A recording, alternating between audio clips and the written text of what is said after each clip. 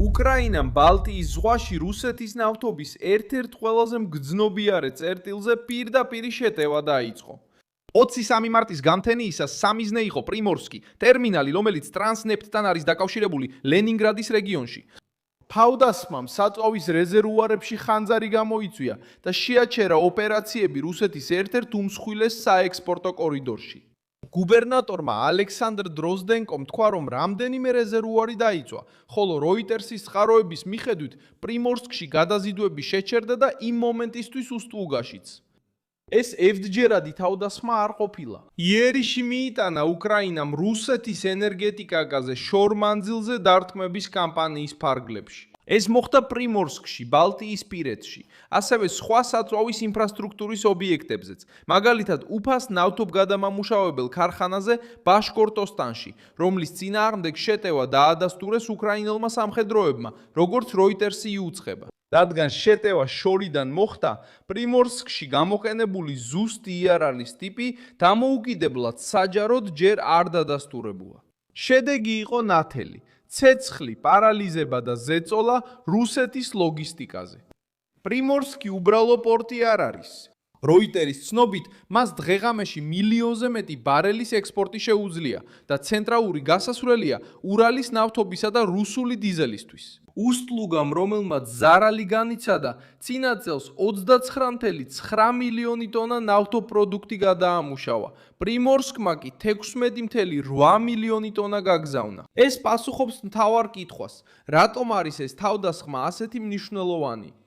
როცა ეს პუნქტები ჩერდება, პრობლემა მხოლოდ ნავსადგურს აღარ ეხება და ფულზე, შენახვაზე, გადაზიდვაზე და რეაგირების უნარზეც ვრცელდება, კრემლისაც. არის კიდევ ერთი ფაქტორი, რომელმაც ამ შემთხვევის პოლიტიკური გავლენა გააძლიერა. უკრაინული მედიის ცნობით, რადიო სვობოდას მასალებზე დაყრდნობით, სატელიტურმა სურათებმა აჩვენა, რომ ტერმინალში მინიმუმ 4 ჰაუსში ცეცხლი იყო. რუსული საწყისი ვერსია ნაკლებ დაზიანებას ასახელებდა. მიუხედავად ნარატივის დავისა, მთავარია, რომ პორტი გაჩერდა, ხანძარმა საერთაშორისო მნიშვნელობა მიიღო და პრიმორსკის მოწყვლადობა გამოჩნდა.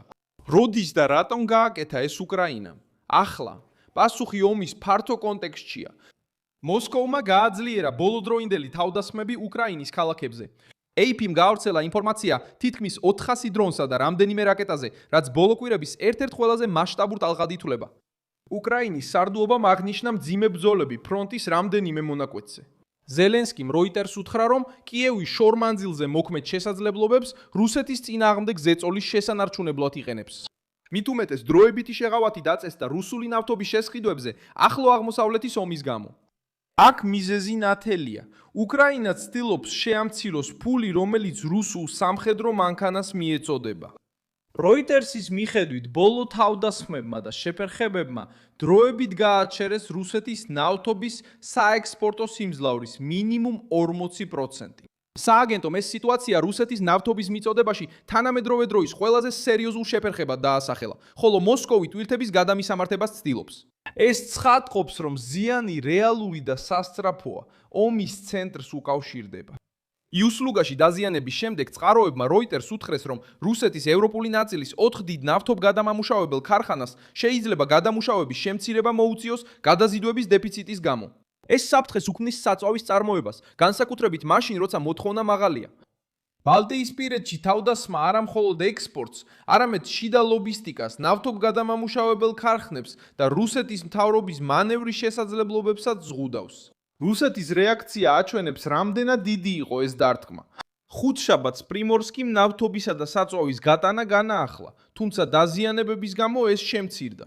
იმ დროს იუსლუგა ძლიერ წნეხში იყო და ტრანსნეფტი ცდილობდა მარშრუტების გადახალისებას. ეს მნიშვნელოვანია სიზუსტის შესანარჩუნებლად. უკრაინამ რუსული სისტემა რუკიდან არ წაშალა, მაგრამ დარტყმით გადაზიდვები შეაფერხა, გაურკვევლობა გაავრცელა და მოსკოვი აიძულა საექსპორტო ქსელის სასწრაფოდ შეეკეთებინა.